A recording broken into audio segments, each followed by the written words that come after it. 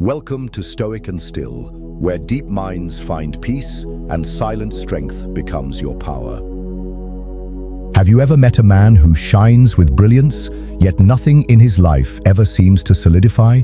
He dreams loud, promises big, starts fast, but leaves everything unfinished, including you. What if the man you love isn't actually a man at all, but a boy trapped in an adult's body? There is a certain kind of man who dazzles the world with his energy. His eyes gleam with the fire of endless possibilities. He talks of revolutionary projects, bold adventures, a future that sounds as if it were written by a poet. He is magnetic, enchanting. He draws you in with stories of what could be, what will be, if only the timing were right, if only others would understand him. You want to believe in him, because he believes in himself, at least on the surface. But time passes and dreams remain dreams. Ideas never become action. The future he speaks of never seems to arrive. He is always almost about to start, almost ready to commit, almost there. But somehow, he never truly arrives. You might know someone like this. He could be a childhood friend who still talks like he's 20 when he's pushing 40. He might be your brother, who never holds a job longer than a few months. He could even be your partner, the man you've hoped would finally settle down, take responsibility, and show up fully. He might even be your father, a man who, despite his age, still escapes into fantasies and runs from emotional weight. Carl Jung had a name for this psychic pattern: pure aeternus, the eternal boy, a man who refuses, on a soul level, to grow up. He lives in a state of suspended becoming, forever in transition, always on the edge of something greater. He thrives in potential, but drowns in reality. He fears boundaries, dreads routine, resists commitment. He is addicted to freedom, but not the kind of freedom that empowers. No, his freedom is a constant escape, a compulsive fleeing from anything that demands structure, discipline, or maturity. He is not without charm. In fact, his youthful energy is what makes him irresistible. He is spontaneous, creative, playful. He brings color to gray days, turns seriousness into laughter, and infuses the ordinary with a sense of magic. But behind the sparkle in his eyes lies a darker truth, a fear so deep it keeps him locked in boyhood. Because the man-child is not lazy. He is not incapable. He is not broken. He is afraid of failing, afraid of being ordinary, afraid of being trapped, afraid that if he ever truly commits to a job, a woman, a purpose, he might discover that he isn't special after all. So he stays in motion. He jumps from project to project, idea to idea, relationship to relationship. Not because he wants more, but because he cannot bear the weight of staying. He is in love with the ideal, the perfect partner, the perfect opportunity, the perfect version of himself. But when the real world fails to match his imagination, he withdraws. He escapes. He blames the timing, the people, the system, and he returns to the comfort of unfulfilled dreams, because in fantasy, he is still perfect. If you've ever tried to help someone like this, you already know. You cannot save someone who does not want to step into reality. You cannot anchor someone who fears stillness. You cannot build a future with someone who lives only in potential. And yet, so many women stay. So many friends keep believing. So many mothers keep hoping. Because he has a way of making you feel like you are the only one who truly sees him. He says just enough to keep your faith alive. He shows just enough progress to make you think change is coming. He dreams just loud enough to drown out the silence of his inaction. But underneath it all, he remains the same. A boy in a man's clothing. A soul suspended between promise and fear. A being in love with possibility, but terrified of life itself. And if you're not careful, his illusion will become your heartbreak. His fantasy will become your prison. His avoidance will become your exhaustion. What keeps a man stuck in boyhood, even as the years pass and the world demands more of him? What invisible force whispers in his ear, "You're not ready. Not yet. maybe tomorrow, until decades go by and he has built nothing, committed to nothing, become nothing more than a collection of abandoned beginnings. Carl Jung believed the answer lies in the unconscious, that vast, invisible world beneath our waking minds. Within the psyche of the eternal boy lies a fractured self, a self that once, long ago, was wounded, not by war, not by failure, but by a loss of safety in facing the demands of life too soon, too hard, or without love. Perhaps he was praised only when he performed, or punished whenever he expressed his anger, sadness, or fear. Perhaps he grew up in a home where freedom meant chaos and adulthood meant control. Or maybe he was worshipped as a golden child, told he was special, meant for greatness, without ever learning how to fail, struggle, or simply show up. So he did what every child does when reality feels overwhelming. He retreated into the imagination, into fantasy, into a world where he could be anything, do anything, without ever being tested. This psychological cocoon became his safe haven. And now, even as a man, he returns to it. Because the outside world, real life, is unpredictable, demanding, and filled with discomfort. In the world of the child, everything is possible. In the world of the adult, everything has consequence, and he cannot bear consequence. He fears disappointing others. He fears facing himself. He fears being seen not as extraordinary, but simply human. So, he crafts a persona, a mask of charm, charisma, and endless potential. He seduces the world with who he might become, while avoiding who he actually is. He learns how to talk like a visionary, love like a poet, suffer like a misunderstood genius. And we fall for it, because the performance is so beautiful. But behind the mask is a man terrified of responsibility, because responsibility requires presence. It requires sacrifice. It means choosing one path instead of 10. It means risking failure in the real world rather than staying perfect in your mind. And to the eternal boy, this is unbearable. He clings to his freedom as a drowning man clings to driftwood, because he does not realize that what he calls freedom is just fear in disguise. Real freedom, Jung taught, is not running from life. It is standing still in it. It is having the courage to stay, to finish what you start, to love someone, not for how they make you feel, but for who you choose to become beside them. But the man-child cannot see this. Not yet. Because he is trapped in a loop. He dreams big, he begins, he panics, he flees, he dreams again. Every new idea is an escape from the last disappointment. Every new woman is a retreat from the last heartbreak. Every new excuse is a shield against the shame of never finishing what he starts. And you, if you're close to him, are caught in that same cycle. You see his beauty, you feel his light, you remember the man he promised to be. And so, you wait, you hope, you believe. But slowly, his chaos becomes your exhaustion. His indecision becomes your anxiety. His inability to grow becomes your silent grief. Because loving a man who refuses to grow up is like planting seeds in a cloud, hopeful, poetic, but ultimately impossible. So you try to help. You send him books. You talk about goals. You offer therapy. But nothing sticks. Nothing changes. Because no one can convince someone to grow up unless they are willing to let go of their fantasy of eternal youth. And here's the most painful truth of all. Some men never will.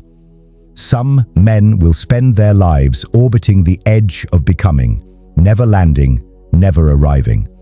Because the cost of transformation feels heavier than the burden of regret. And if you stay with such a man, you must ask yourself, are you in love with him? Or are you in love with his potential? Are you building something real together? Or are you just waiting for a boy to become a man? Because the truth is, he might never become him. Not until his illusion finally breaks. Not until he chooses the terrifying path of adulthood. Not until he trades the perfection of the dream for the mess of real life. And some never do. Some never wake up. Some never grow up. You may not always recognize him at first. The man-child doesn't wear a sign. He doesn't scream immaturity. He can appear confident, ambitious, even spiritual. But if you listen carefully, not to his words, but to his patterns, you'll begin to hear the silence where his growth should be. So, what are the signs? He talks big, but acts small. He speaks of dreams, but rarely follows through. His projects have no completion. His commitments, no anchor. He's always on the verge of something great, yet nothing ever truly begins or ends. He is allergic to the mundane. He cannot handle routine, repetition, or responsibility. Everything must feel exciting, new, intoxicating, otherwise he disappears. He is addicted to beginnings. He loves the chase, the spark, the vision. But the middle, the work, the reality, that's when he vanishes. In love, he is fire and magic in the beginning. He sees you as his muse. He pours his soul into you. He tells you, I've never felt this way before. And you believe him because he believes it too.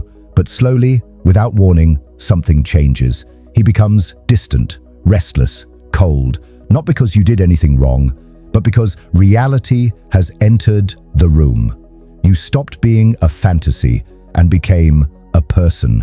And to the man-child, that is unbearable. He wants the perfect lover, the one who never argues, never needs, never demands. He wants the emotional high, not the emotional depth. He wants to be adored, not challenged. He wants you to mirror his greatness, not reflect his shadow. So when your needs arise, when your pain surfaces, when you ask for presence, he recoils. He withdraws. He avoids. He blames. He says, you've changed, or I'm just not ready, or this isn't what I thought it would be. And just like that, he's gone. Maybe not physically, but emotionally, spiritually, relationally. He is already writing the next dream in his mind, the next woman, the next chapter, the next escape. And here's the most heartbreaking part. He doesn't do it out of cruelty. He does it because he cannot face himself. He cannot face the mirror that love holds up, because love demands that we grow. And he is still running from the very thing that would set him free. You may try to reason with him. You may show him his patterns. You may offer your patience, your heart, your hope. But the man-child doesn't change through love alone. He only changes when life forces him to confront the wreckage of his own illusions. So ask yourself, have you become the caretaker in your relationship? Do you feel like his emotional mother instead of his equal? Are you waiting for him to get it together? Do you make excuses for his behavior, saying he's just going through something, or he has so much potential? These are not signs of devotion. These are signs of denial. And deep down, you already know it. Because loving someone should not feel like raising them. A relationship should not feel like emotional parenting. And you should never have to shrink yourself just to keep his fantasy alive. You were not made to be someone's emotional crutch. You were not made to dim your light for someone still lost in their shadow. So pause, breathe, look at what's real, not what you hope will be real someday, and then ask yourself the most honest question of all. If he never changes, would you still stay? Loving a man who refuses to grow up is not just frustrating, it is soul-draining. It is standing at the edge of a beautiful garden always promised, never planted. It is hearing endless songs about the future while your present is filled with silence. At first, you feel seen. He tells you stories of dreams, of destiny, of all the things he wants to build with you. He looks into your eyes and says, you're different, that you inspire him, that he's never opened up like this before, and your heart opens. You offer your light, your energy, your faith. You give him time, space, love, understanding.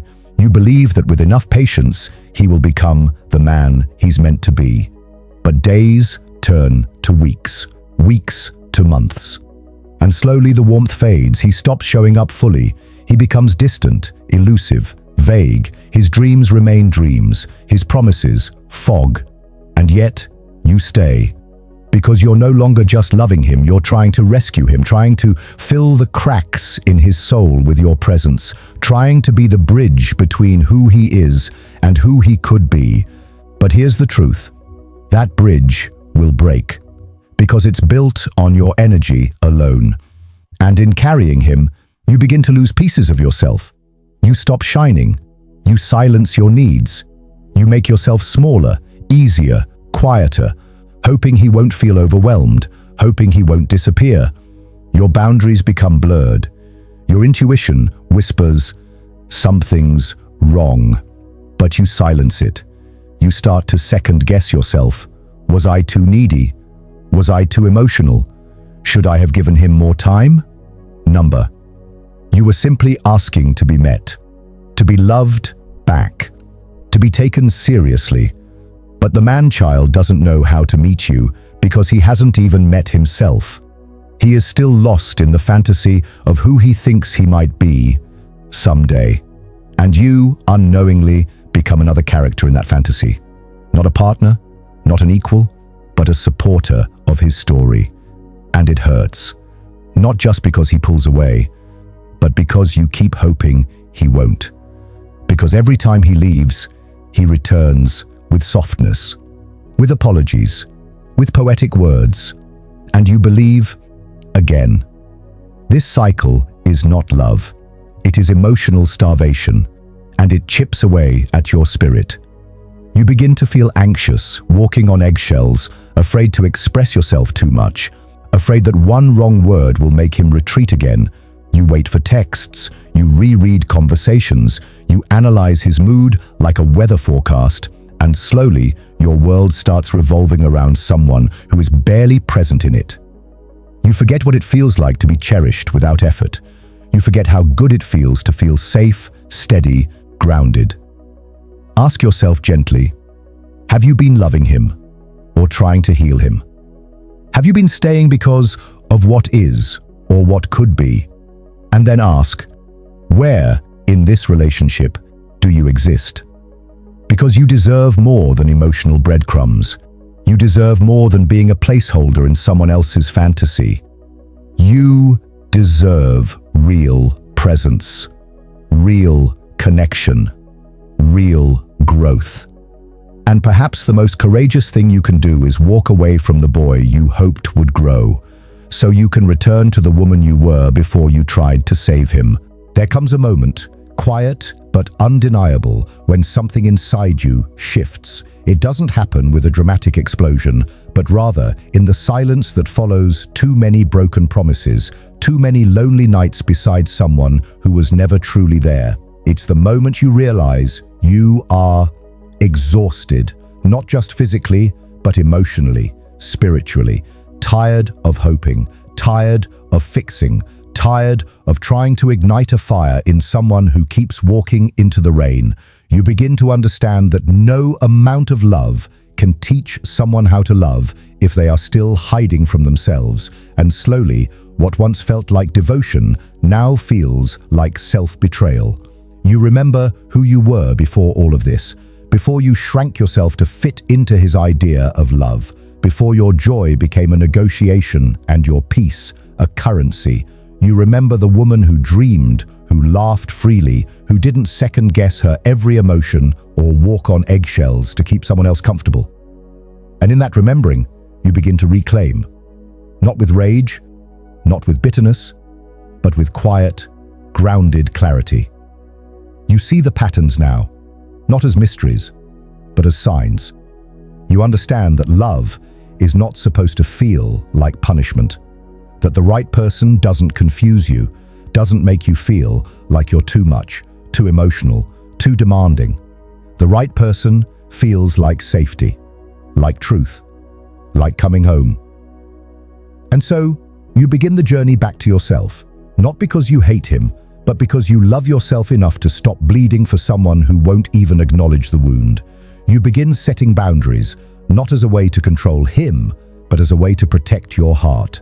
You stop explaining your worth. Stop auditioning for affection. You realize that walking away is not giving up. It is choosing to live. There may be moments of doubt, of loneliness, of wondering if maybe you asked for too much. But deep down, you know, you were only asking for what is human: honesty, presence, respect, growth. And when you stop settling for potential and start demanding reality, everything begins to change. This is not just the end of a relationship. This is the beginning of your rebirth, of your healing, of your return to wholeness. So pause right here and take a breath. Feel the ground beneath you. Feel the strength in your own spine. You are not broken. You are awakening. You are remembering that your heart is not a halfway house for lost boys. It is a sanctuary, and the first soul it must shelter is your own. Sometimes the most powerful transformation doesn't look like a bold declaration. It looks like quiet detachment, like a slow return, like the simple, unglamorous act of choosing yourself again. When you walk away from someone who refuses to grow, it doesn't mean you stopped loving them. It means you finally started loving yourself more. And that is not selfish, it is sacred. Because every time you gave, you hoped it would be enough. Every time you stayed, you believed things could change. Every time. You are not difficult for wanting depth. You are not too much for needing consistency. You are not broken because you're tired of performing emotional labor for someone who resents your light. The truth is, some men don't grow up. Not because they can't, but because they've built entire identities around being the dreamer, the charmer, the misunderstood genius. Growth would require them to be accountable, to feel shame, to face the wreckage they've left behind, and that is terrifying to someone who's still. So what happens when you stop enabling that story, when you stop rescuing the man-child? At first, it feels empty. There is silence where chaos once lived. There is doubt where your hope once burned. But slowly, something else emerges. Space. Space for you, for your joy, for your growth. You begin to notice how much peace there is in a life where you're not constantly managing someone else's emotions. You begin to notice how beautiful you are when you're not shrinking to fit into his story. You remember, and if you're still in it, if you're still in the confusion, still doubting your worth, still wondering if maybe it's your fault he won't show up, please hear this. It is not your job to raise a grown man. It is not your job to sacrifice your soul to heal someone else's wound. Your love is not a cure for his immaturity. Your heart is not a home for his avoidance. You are not here to teach someone how to be ready for you. You are here to be met, fully, deeply, honestly, by someone who sees you, chooses you. So take this moment to reflect, not on what he did or didn't do, but on what you have learned, what you have endured, how deeply you have loved, and now, how bravely you are choosing yourself. This ending is not a failure. It is a rising. It is the moment you stop asking for love and begin becoming it. And maybe one day, someone will come into your life who doesn't need to be fixed, who doesn't see you as a muse to awaken his greatness, but as a partner in something already grounded, already real. Someone who sees your softness not as a weakness, but as strength. Someone who doesn't make you earn affection, but offers it freely, as a gift of their own wholeness. But until then, know this: you're already enough. You're not incomplete. You're not behind. Your healing is happening. Your soul is listening. So, let me ask you this. Have you ever loved someone so deeply that you forgot to love yourself? Have you ever waited so long for someone to grow that you shrank in the process? If so, I'd love to hear your story. Drop a comment below and share your voice. Someone else out there might need to know they're not alone. And if this video touched something in you, consider subscribing to Stoic and Still, a space for healing, reflection, and returning to your center. And as you go, may you walk gently with your past, boldly into your future, and softly with yourself. Because the most beautiful thing you'll ever become is someone who never had to lose herself to be loved again.